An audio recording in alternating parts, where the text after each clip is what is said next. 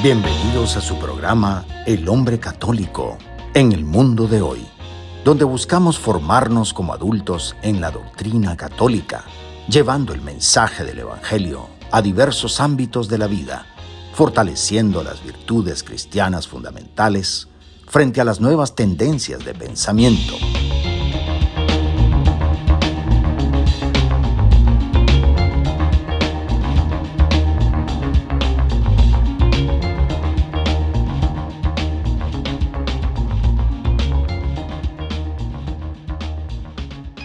Bienvenidos a este espacio de fe y esperanza de la 91.9 FM de Radio María en español, donde exploramos cómo vivir la doctrina católica en nuestro diario vivir.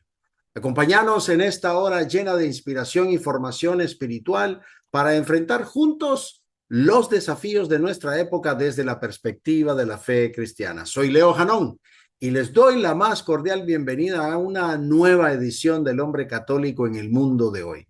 En este inicio del año 2026, ya adentrados en el tiempo ordinario, bueno, la Iglesia nos invita a volver a lo esencial, a lo cotidiano, a ese terreno donde la fe deja de ser celebración extraordinaria y se convierte en un camino vivido. Y es precisamente ahí donde queremos detenernos, en el misterio del discipulado cristiano. ¿Por qué hablar del discipulado en este momento del año? Bueno, porque después de la Navidad, después de haber contemplado al Dios que se hizo carne, la pregunta es inevitable. ¿Y ahora qué hacemos con él? Hoy no vamos a hablar de ideas abstractas ni de teorías espirituales, sino que vamos a hablar de ese encuentro personal con nuestro Señor Jesucristo, de esa llamada que toca la vida concreta de un hombre y la pone en movimiento. Vamos a descubrir qué significa realmente seguir a Cristo, cómo ese seguimiento transforma el corazón, publica la vida, nos introduce en el combate espiritual y finalmente nos envía al mundo como testigos. En esta hora, juntos vamos a recorrer el camino del discípulo, desde la llamada que despierta el alma, pasando por el seguimiento cotidiano que descentra el yo, hasta llegar a la madurez espiritual, donde ya no vivimos solo para nosotros mismos, sino que permitimos que Cristo viva y actúe en nosotros. Porque el discipulado no es una etapa pasajera de la vida cristiana, no, es la forma concreta de vivir la fe en el mundo de hoy y ese único camino que conduce a un apostolado verdadero, fecundo, creíble. Bueno, es un gusto, como siempre, compartir este momento con nuestros oyentes fieles de Radio María en las ciudades de Washington, en Chicago, Nueva York, Boston, Houston y también aquí en el sur de la Florida, así como con nuestra querida audiencia en YouTube, Facebook Live y muchas otras plataformas donde el Señor en su infinita y divina providencia nos permite llegar con este mensaje de luz y de verdad. Comencemos como siempre lo hacemos en el nombre del Padre y del Hijo y del Espíritu Santo. Amén. Ven Espíritu Santo, llena los corazones de tus fieles y enciende en ellos el fuego de tu amor. Envía, Señor, tu Espíritu y todo será creado y renovarás la faz de la tierra.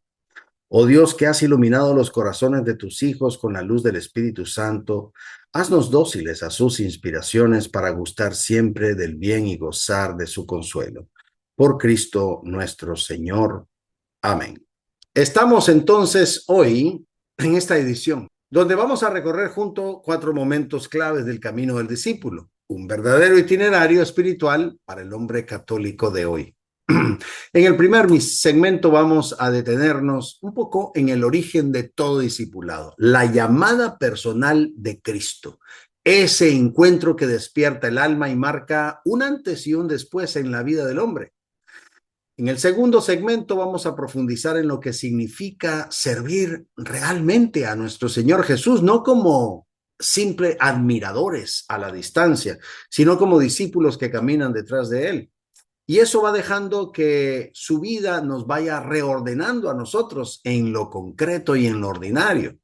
En el tercer segmento vamos a entrar en el corazón del proceso, la transformación interior del discípulo, ese combate espiritual, la purificación del corazón y ese abrazo de la cruz como camino de madurez y de libertad.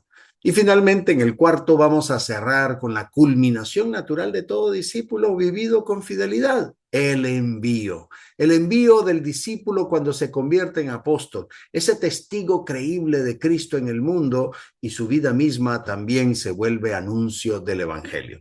Bueno, quédense con nosotros, ya regresamos después de la pausa para comenzar este camino juntos con el primer segmento, el discipulado que comienza con una llamada personal. Ya volvemos.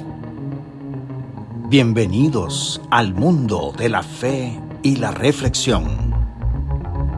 Es hora de sumergirse en el primer segmento del hombre católico en el mundo de hoy. Querido hombre de Dios, soy Leo Janón en tu programa El hombre católico en el mundo de hoy. Empezamos nuestro primer segmento haciéndonos esta inquietud. Si queremos hablar con honestidad del discipulado cristiano y especialmente del discipulado del hombre católico, tendríamos que comenzar siempre con ese principio verdadero. Nadie se hace discípulo por una idea, o por una tradición, o por una costumbre religiosa. Entonces, ¿de qué nos hacemos discípulos? El discipulado nace siempre de una llamada personal, concreta, dirigida al corazón. Antes incluso de que haya misión, antes de que haya renuncias, antes incluso de que haya claridad. Ahí hay un momento en el que Dios irrumpe en la historia de un hombre y le hace sentir, te estoy hablando a vos. Ese instante, a veces suave, a veces contundente, es el umbral de todo lo demás, de todo lo que sigue, del verdadero propósito de tu vida y la mía.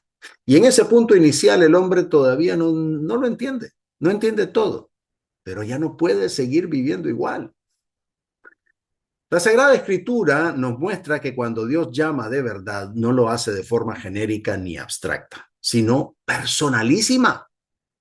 Pensemos en San Pablo cuando iba camino a Damasco.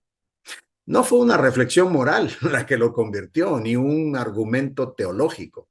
Fue una voz que lo llamó por su nombre y le reveló algo devastador. Soy yo a quien tú persigues. En ese instante, todo su sistema de certezas se vino abajo. La conversión comienza, pues precisamente ahí, cuando el hombre se descubre frente a Dios como Dios, no como una idea religiosa, sino más bien como una presencia viva que lo interpela.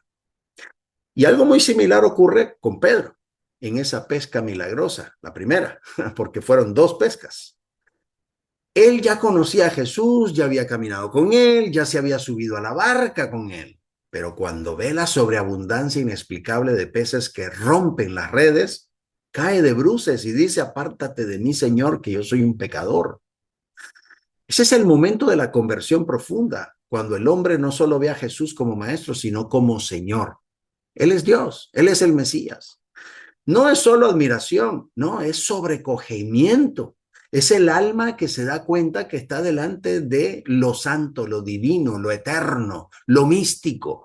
Y eso nos dice algo muy importante para el hombre de hoy. La conversión no siempre ocurre al primer contacto con Cristo. A veces ocurre después de haber caminado un tiempo con Él. Pero cuando ocurre, es inconfundible. Hay un antes y un después interior. Aunque exteriormente todo parezca igual, ya el corazón no se pertenece del todo a sí mismo. Ahora, la llamada personal de Cristo nunca es neutra, siempre desinstala, siempre mueve el piso. Cuando Jesús dice sígueme, no está ofreciendo una mejora espiritual sin costo alguno, no, está invitando a salir de una seguridad conocida hacia un camino incierto. Pero lo verdadero, eso es lo que manda. Por eso tantos hombres se sienten inquietos cuando Dios los llama de verdad, porque la llamada no viene a reforzar la vida que ya tenían, sino a transformarla desde raíz. En los evangelios vemos cómo los discípulos dejan redes, dejan mesas de impuestos, proyectos personales. No porque todo esto fuera malo, sino porque ya no podía ocupar el primer lugar en sus corazones. Aquí hay una lección clave para el hombre católico contemporáneo. Muchas veces no es el pecado lo que impide el discipulado, sino todos esos apegos legítimos que se vuelven absolutos, que adquieren demasiada importancia. Y eso puede incluir el trabajo, el éxito, el control, la autosuficiencia. Son cosas realmente no son malas, pero sin darnos cuenta se han convertido en esos ídolos silenciosos. Por eso la llamada de Cristo incomoda, desinstala, sacude, porque toca exactamente ese punto donde el hombre se siente seguro. El discipulado auténtico no es compatible con una vida totalmente blindada, como con una especie de seguro de vida. No, siempre hay una fisura por donde entra Dios y esa fisura suele doler al principio, pero es la puerta de la libertad, de la verdadera libertad. Aquí tocamos un punto finísimo y muy importante. Jesús llama antes de que el discípulo lo entienda todo. Muchos de los apóstoles siguieron a Cristo sin tener claridad plena sobre quién era Él. Ni siquiera para qué. No, quién era Él. Lo siguieron porque algo en su voz, algo en su mirada, en su autoridad interior los atrajo. Pero la certeza profunda, esa confesión de fe, vino después. Cuando los discípulos le preguntan, Rabí, ¿dónde vives? Jesús no les da una explicación teológica, simplemente les dice, vengan y lo verán. Es decir, primero caminen conmigo y luego comprenderán. Este orden es fundamental. El hombre moderno quiere entender antes de comprometerse. El Evangelio propone comprometerse para llegar a entender y no va a ser de la noche a la mañana. Y ahí se produce una tensión muy real en el camino del discipulado, porque muchos hombres comienzan a seguir a Cristo con dudas, con preguntas, incluso hasta con confusión. Y eso no invalida el camino. Al contrario, es parte del proceso. La llamada exige una fe madura desde el primer momento, exige disponibilidad, abandono. La conversión plena, ese reconocer a Cristo como Dios, puede ser inmediata o puede madurar con el tiempo, pero siempre llega si el hombre permanece. Finalmente, después de la llamada, aunque el discipulado aún esté en gestación, pues comienza algo muy humano y muy profundo, el inventario interior. El hombre empieza a mirar su vida anterior, pero con otros ojos, no necesariamente con rechazo, sino con una nueva luz. Lo que antes parecía propósito absoluto, ahora se relativiza. Lo que antes daba identidad, pues ahora se está cuestionando. No porque ya todo esté claro, sino porque algo nuevo ha entrado en escena. Este momento es delicado y precioso. El hombre todavía no sabe exactamente hacia dónde va, pero sí sabe que ya no puede volver a vivir como antes. Es un tiempo de transición, de reordenamiento interior. En mi espiritualidad, la espiritualidad de los hijos de la Madre de Dios, hay una ejaculatoria hermosísima y muy cierta en este sentido. Señor, yo no sé para dónde voy, pero tú sí sabes para dónde me llevas. Es decir, descanso en ti, me abandono en ti. El discipulado no ha dado forma completa a la misión, pero ya ha sembrado una certeza, que nuestra vida tiene un sentido más grande que el que nosotros creíamos. Y eso cambia la manera de vivir el presente. Aquí es donde muchos hombres se desesperan porque quieren ver el futuro con claridad, pero Dios suele pedir algo distinto, fidelidad al presente. Vivir con honestidad lo que se va revelando paso a paso.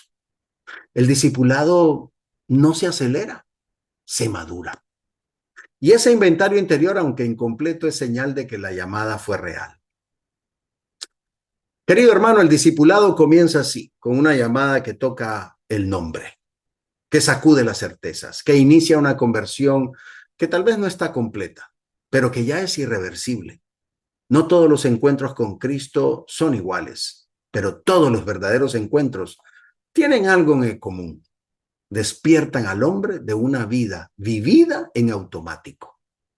Y aunque el camino del discipulado pueda tomar años, todo comienza en ese instante sagrado donde Dios y el hombre se miran y ya nada vuelve a ser exactamente igual. Nos vamos a la pausa y cuando regresemos vamos a hablar sobre el discipulado como seguimiento, no como simple admiración. Ya volvemos.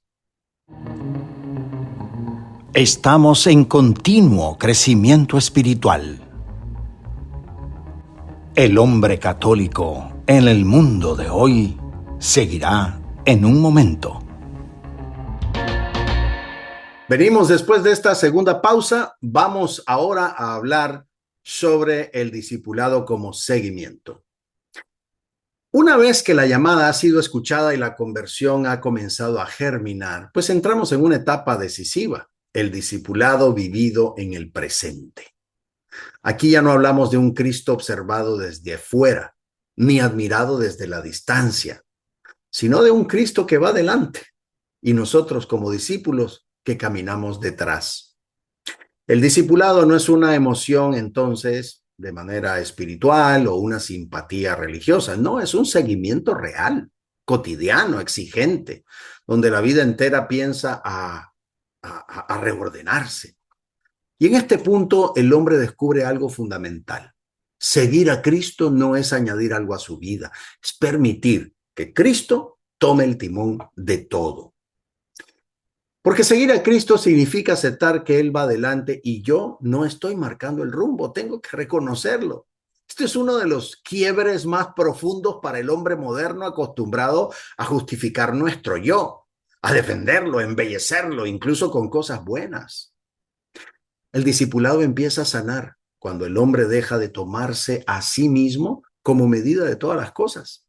La relación con Cristo se vuelve personal, sí, pero no es egocéntrica. El yo deja de ser el centro para convertirse en terreno trabajado por Dios. Y aquí ocurre algo muy liberador. El discípulo aprende a mirarse desde fuera, con objetividad espiritual. Descubrimos que muchas de nuestras reacciones, de nuestros deseos, de nuestras frustraciones y defensas, pues no eran identidad, sino prisiones. No solo el pecado, por cierto, sino incluso hasta ciertos bienes, éxitos, proyectos, reconocimiento. Todo eso estaba inflando el yo y atrapándolo, sin darnos cuenta. Caminar detrás de Cristo es ir soltando todos esos paradigmas, esas máscaras, esas narrativas propias. Y eso solo es posible, pues, desde la humildad. Que Cristo vaya adelante implica discernimiento constante. El discípulo aprende a preguntar en oración, ¿esto viene de Dios o viene de mí? Señor, ¿esto viene de vos o es mío? ¿O creo yo que a lo mejor sos vos y en realidad soy yo, es mi yo el que está en eso? Pues en ese discernimiento, la vida cotidiana, es decir, el trabajo, la familia, las decisiones pequeñas del día a día, pues dejan de ser mundanas para convertirse en ese lugar de encuentro con Dios. Increíble, pero cierto. No se trata de complicar la vida espiritual, sino de clarificarla. Ahora, cuando decimos que el Señor toma el timón, eso se traduce en cosas muy concretas. El discipulado deja de ser una vida sencilla, bonita, y empieza a tocar exigencias que antes postergábamos o justificábamos o relativizábamos.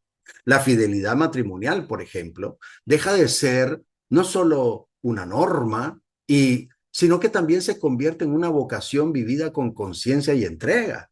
La fidelidad no es rigidez, es amor sostenido en el tiempo. Lo mismo ocurre con la honestidad laboral. El discípulo ya no trabaja solo por ingreso o prestigio o promoción en su trabajo, sino por contribución. El trabajo se vuelve un lugar de virtud. La promoción y el reconocimiento, esos llegan, si es que llegan, como añadidura, no como fin.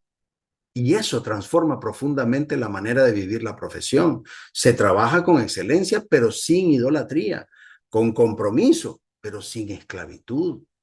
Es decir, en la vida sacramental ocurre algo similar. Ya no se trata de cumplir por tradición, aunque la tradición pues tiene su valor, sino más bien vivir con seriedad espiritual. La misa, la confesión, la oración dejan de ser actos rutinarios o tradicionales para convertirse en verdaderos encuentros con Dios. Y de ahí nace algo muy profundo, que es una virginidad interior. Y no estoy hablando de la virginidad corporal, que se entiende únicamente desde el celibato. No, estoy hablando de una libertad del corazón, como esa disminución de la ansiedad por controlar todo. Es decir, el discípulo aprende a soltar porque confía, hay una frugalidad. Ahora, el discipulado no promete facilidad. Al contrario, cuando el hombre empieza a salir de la lógica del mal que lo tenía atrapado, pues el mal se va a sentir amenazado. Es lógico que va a suceder eso. ¿Cómo sucede? Bueno, pues aparecen resistencias, aparece cansancio o tentaciones de retroceder. No es casualidad que cuando Jesús pronuncia palabras exigentes, como por ejemplo, el que no coma mi carne ni bebe mi sangre, no tiene parte conmigo, pues ahí muchos discípulos se van. El seguimiento filtra, purifica, prueba. Y aquí hay una clave fundamental. La exigencia viene acompañada de plenitud. El discípulo ya ha saboreado algo que el mundo no le va a poder dar nunca. Y por eso, aunque el camino cueste, nada vuelve a saber igual. Como Pedro, el corazón tiene que llegar a decir, ¿a quién iremos, Señor, si solo tú tienes palabras de vida eterna? No porque todo sea fácil, sino porque todo en Dios tiene sentido. Aquí es donde se requiere una fe adulta, viril, perseverante. Cuidado con esas falsas salidas, abandonar la vocación, relativizar el llamado, confundir libertad con huida. No, muchas veces eso es el mal disfrazado de bien. Una esclavitud más profunda, esclavitud, y no me refiero a la esclavitud de Dios como lo hizo María, no, me refiero a una esclavitud del pecado que se puede mostrar como vestida de alivio, de libertad. Muy, muy, muy peligroso. Todo lo que vale la pena, tenemos que entender que tiene un precio. Y el precio del discipulado es la cruz. Pero no es una cruz buscada obsesivamente, sino cargada con amor cada día. Y en este punto del discipulado ocurre un paso decisivo. El tránsito de cumplir la ley se va hacia vivir la gracia. Por ejemplo, los 10 mandamientos, que son donde Dios, pues sí, ordenan la vida, pero no la llevan a su plenitud. Cristo no anula los 10 mandamientos, no, los trasciende. En la nueva alianza, el horizonte ya no es solo no hacer el mal o cumplir con el bien, sino amar como Él ama. El discípulo empieza a comprender que amar a Dios no se completa sin amar al prójimo. Pero no al prójimo desde el viejo yo esclavizado, sino desde un yo renovado, habitado por Dios, a amar al otro como a uno mismo, pero ese uno mismo que ya ha sido reordenado por la gracia. Y aquí la cruz se hace más pesada, sí, pero también más luminosa. Las bienaventuranzas precisamente expresan esta lógica nueva. Pobreza de espíritu, mansedumbre, hambre de justicia, misericordia. No son ideales abstractos, no, son ese retrato del discípulo en camino. Y aquí se revela una gran verdad espiritual. A mayor exigencia, mayor gracia. Dios nunca pide sin dar. El discipulado se intensifica, pero también se llena de sentido. La ley da forma, la gracia da vida. Queridos hermanos, el discipulado vivido no es admirar a Cristo desde lejos, sino caminar tras Él, dejando que la vida entera sea reconfigurada. Es un proceso exigente, sí, pero profundamente liberador. El yo se descentra, la cruz se asume, la ley se transfigura en amor y el corazón empieza a vivir desde la gracia. El discípulo no camina porque todo sea claro, sino porque ya ha descubierto que fuera de Cristo no hay vida que sacie. Y ese descubrimiento, una vez hecho, ya no se puede deshacer. Nos vamos a una siguiente pausa. Regresando, vamos a hablar de ese discipulado que transforma y que purifica al hombre. Ya volvemos. Nuestra reflexión continúa. Manténganse sintonizados para más de El Hombre Católico en el mundo de hoy.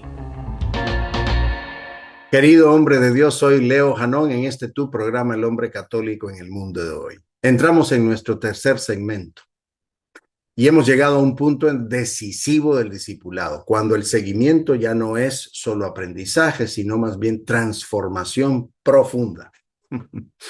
Aquí empieza a cumplirse aquello de San Pablo. Ya no soy yo quien vive, es Cristo quien vive en mí. El discípulo entra en una etapa madura donde el bien y el mal ya no se presentan disfrazados, donde las cosas se vuelven más bien claras, exigentes, a veces duras, pero también llenas de mucho más sentido. Es el momento en que el corazón empieza a ser realmente purificado y donde el discipulado se convierte en combate, en escuela, en cruz abrazada y en esa semilla de misión. En esta etapa del discipulado, el mal ya no se presenta principalmente como tentación atractiva, sino como resistencia frontal incluso. Se caen los disfraces, se levantan los velos. Esos viejos temores, esas heridas no sanadas, los vicios persistentes, los patrones antiguos que van emergiendo con fuerza, no porque el discípulo vaya peor, sino porque la luz de Cristo está iluminando zonas que antes estaban en sombra. El combate se vuelve más evidente, más real. Aquí el discípulo aprende una verdad esencial, que el mal tiene la fuerza de un ángel caído y nosotros solo somos humanos.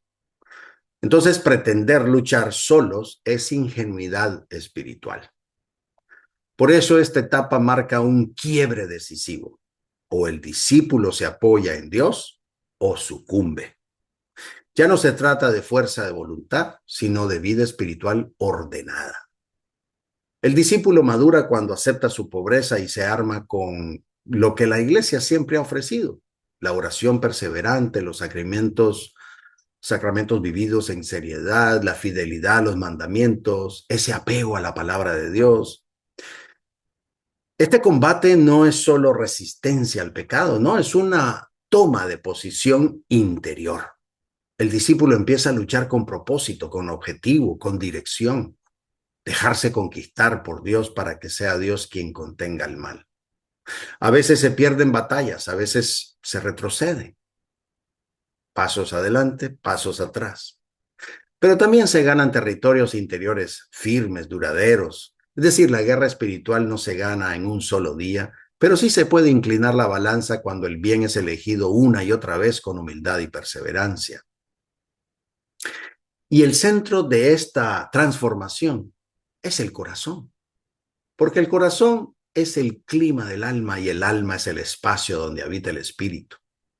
Cristo no forma primero conductas, forma corazones. Y esa formación incluye correcciones, confrontaciones, exigencias que a veces duelen.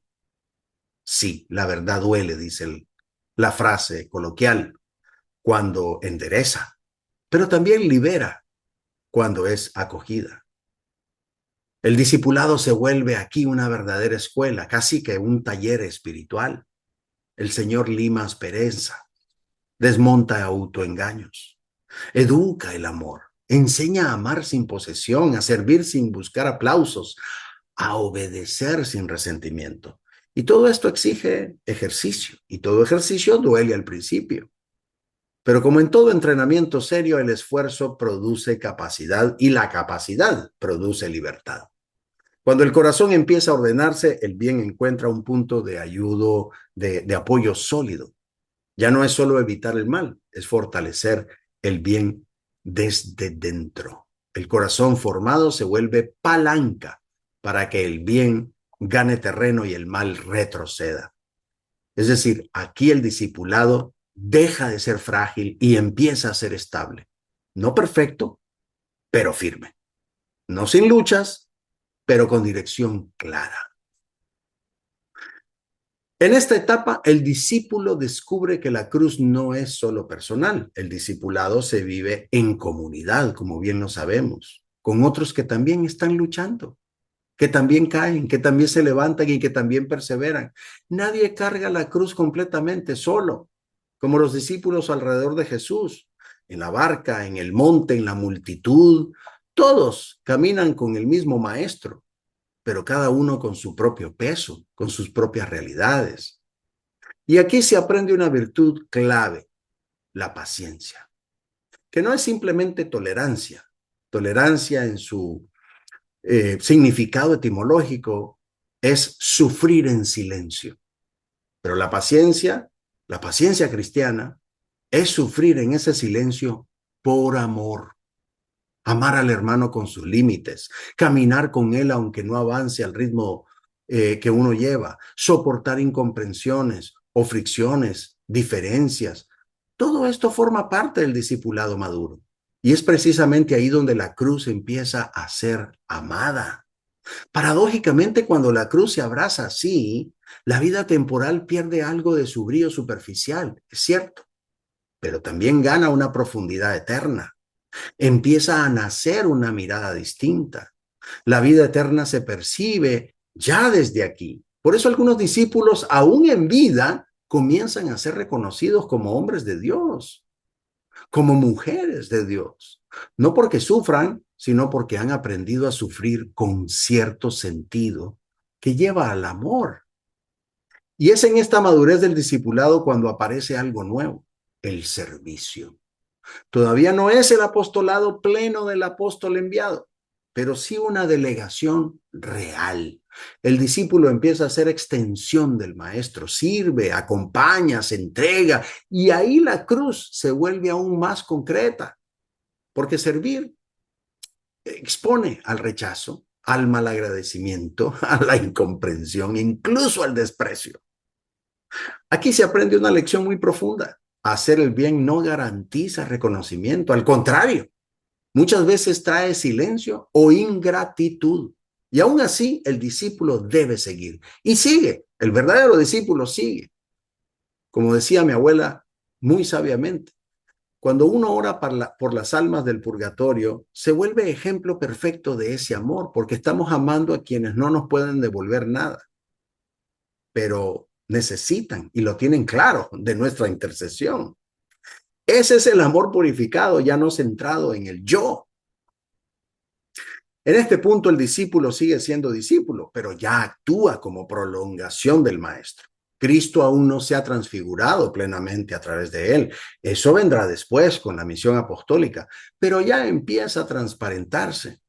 El discípulo sirve no en su nombre, sino en el de aquel que lo llamó. Y esa es una cruz a veces pesada, pero profundamente fecunda. Querido hermano, ese es el discipulado que transforma, el que entra en combate sin ingenuidad, el que deja que Cristo forme el corazón, el que abraza la cruz en comunión y aprende a servir sin garantías humanas. Aquí el hombre ya no vive desde el impulso, sino desde el propósito. Ya no lucha solo, sino sostenido por la gracia. Ya no sigue por emoción, sino por convicción. El discipulado maduro no elimina el sufrimiento, pero lo transfigura.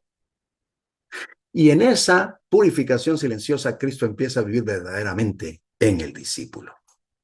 Nos vamos a la última pausa y cuando regresemos vamos a hablar sobre el discípulo que finalmente es enviado. Ya volvemos.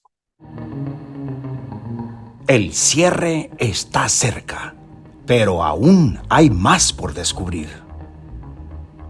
El hombre católico en el mundo de hoy continuará en breve. Querido hombre de Dios, soy Leo Janón y estamos entrando en el cuarto y último segmento de esta edición del programa. Y vamos al punto donde el discipulado alcanza su madurez plena y se transforma en apostolado verdadero. Aquí se cumple una ley espiritual ineludible. No se puede dar lo que no se ha recibido, ni se puede transmitir lo que no se ha vivido. El discipulado que ha sido acogido, purificado, santificado y madurado inevitablemente se desborda.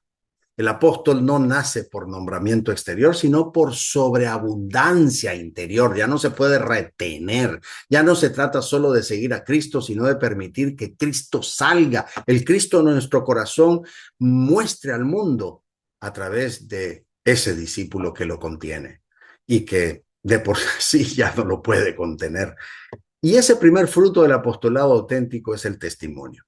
El hombre que ha vivido el discipulado de manera real se vuelve evidencia viva de Dios, aunque no lo quiera mostrar, no porque hable constantemente de él, sino porque piensa, decide, actúa y vive desde él. En este punto, lo que el hombre piensa precede a lo que dice, y muchas veces lo que dice es innecesario porque su vida ya está hablando.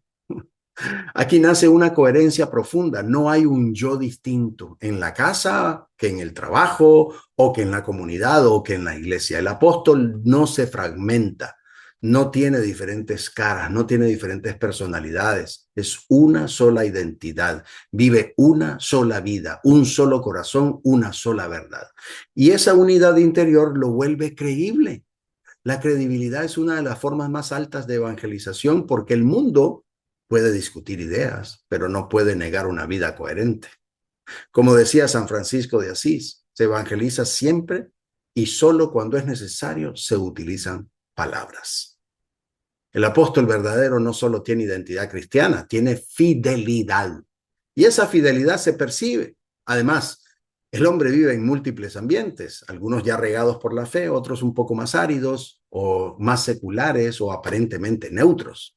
El testigo no huye de esos espacios, más bien los irriga con su presencia. Donde entra, entra la luz. Donde camina, algo se ordena. El apostolado auténtico no es activismo religioso, no nace del hacer, sino del ser transformado. Las palabras pueden impresionar, la elocuencia puede convencer por un tiempo, pero lo que realmente toca el alma es la transpiración de la eternidad en una vida temporal. Lo voy a repetir. Lo que realmente toca el alma es la transpiración de la eternidad contenida en una vida temporal. Es decir, el apóstol es alguien que quien se nota que ha vivido en una fuente distinta, la fuente del cielo, el maestro, Dios. Aquí ocurre algo bellísimo. Así como la palabra de Dios es espada de doble filo, el apóstol se convierte en ese instrumento vivo, efectivo del maestro. No por agresividad, sino por verdad. Su vida corta, separa, revela, despierta. No porque él lo busque, sino porque la presencia de Dios en él incomoda y atrae también al mismo tiempo. El fruto del discipulado se hace visible cuando otros empiezan a desear lo que ese hombre tiene. Y no me refiero a su éxito o a su estabilidad, sino más bien a su paz, su sentido, su profundidad. El apostolado comienza cuando alguien pregunta sin palabras, ¿qué tiene ese que yo no tengo y que lo quiero? Y la respuesta no es un discurso, sino una vida entregada. El apóstol verdadero sabe de dónde viene y a dónde pertenece. Su punto fijo es la iglesia. Como decía Arquímedes, con un punto firme, denme un punto firme y moveré el mundo. Para el cristiano, ese punto firme es su hogar espiritual, su familia de fe, el cuerpo de Cristo. El apóstol no se concibe a sí mismo fuera de la iglesia. Aquí es importante una claridad esencial. La iglesia es santa y es perfecta, porque es el cuerpo de Cristo.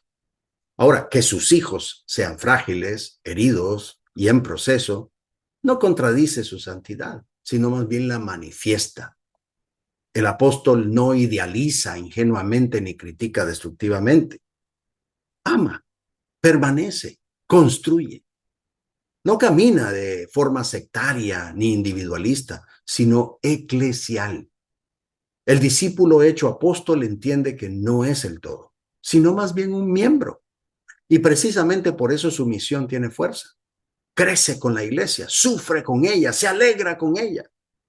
No se inventa una fe a la medida, sino que se deja formar por una tradición viva que lo precede y que también lo va a superar. Finalmente llega ese momento decisivo, el paso al apostolado pleno. Y aquí el discípulo se lanza al agua sin salvavidas, sin cuerdas de seguridad, sin la posibilidad de volver atrás. Ya no sirve solo en ambientes donde Dios es nombrado o respetado. No, entra en espacios donde Dios no es mencionado. Entra en espacios donde son adversos a Dios. Pero muy en lo profundo es necesitado de Dios. Entonces el apóstol se vuelve presencia silenciosa de Dios en medio del mundo, en medio del ruido, en medio de la adversidad, en medio del rechazo. Y aquí en este punto las personas, pues, o no conocen a Dios por conceptos, sino que llegan a conocerlo a través del corazón de ese apóstol. Dios se hace accesible en su paciencia, en su misericordia, en su verdad vivida. El apóstol ya no se pertenece, simplemente es puente. Ya no se protege, simplemente se entrega. Y en esa entrega, pues se vuelve radical, porque no busca resultados visibles, sino más bien fidelidad. Aquí se cumple finalmente aquella escena del Evangelio. ¿Dónde vives, Rabí? Solo que en esta ocasión no es el maestro el que le hacen esa pregunta. Puede ser a vos o puede ser a mí. Y ahí, como verdaderos apóstoles, ya no responderemos con una dirección, sino que aprendemos del maestro. Con nuestra propia vida le diremos, ven y lo verás. Porque ahora Cristo vivirá en ese apóstol. Y quien se acerca inevitablemente se encuentra con Dios. Queridos hermanos, este es el destino del discipulado vivido con fidelidad, convertirse en apostolado encarnado. No todos predicarán, no todos enseñarán, no todos serán visibles, pero todo verdadero discípulo tarde o temprano es enviado. Cuando la vida ha sido transformada, cuando el corazón ha sido purificado, cuando la cruz ha sido abrazada, Cristo no se queda encerrado, sale al mundo a través del apóstol. Y así el silencio, o con palabras, en luz o en noche, el reino de Dios sigue avanzando. Entonces, llegaremos a ese momento. Cerremos este hermoso programa con esta oración. Jesús, me fío de ti. Te quiero, te adoro. Te doy gracias. Te pido perdón. Te pido gracias. Y me ofrezco a ti como María, Madre de la Misericordia, Madre buena. Tú que trajiste el Salvador al mundo, eres Madre y Reina de este suelo como eres de nosotros en el cielo. María, Madre del discípulo perfecto y del apóstol enviado. Tú que no solo creíste, sino que seguiste, perseveraste y te entregaste hasta el pie de la cruz. Hoy me acerco a ti como hijo que desea aprender el camino del verdadero discipulado. Enséñame a escuchar la voz de tu hijo y a seguirla sin condiciones, a dejar que él vaya adelante y yo camine detrás, a menguar para que él crezca en mí.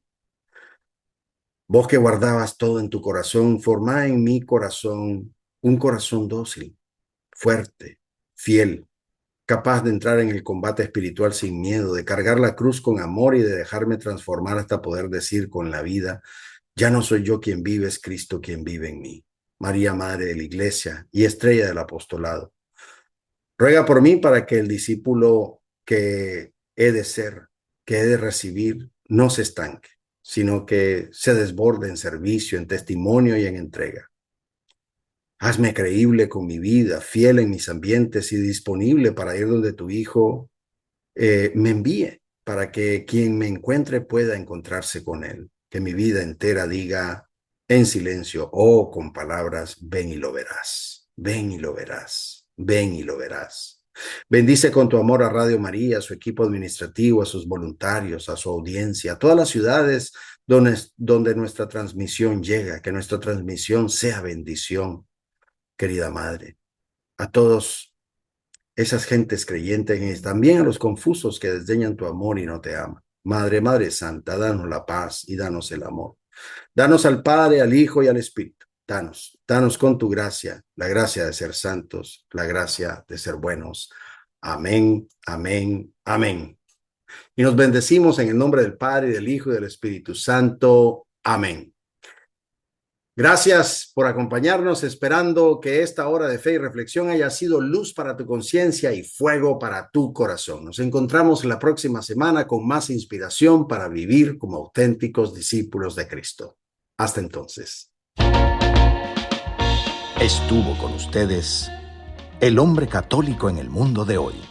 Esperamos haberles guiado hacia una comprensión más profunda de su fe, permitiéndoles aplicarla en su vida diaria y contribuir al bien común y a la transformación positiva del mundo. Los esperamos, con el favor de Dios, en nuestro próximo programa.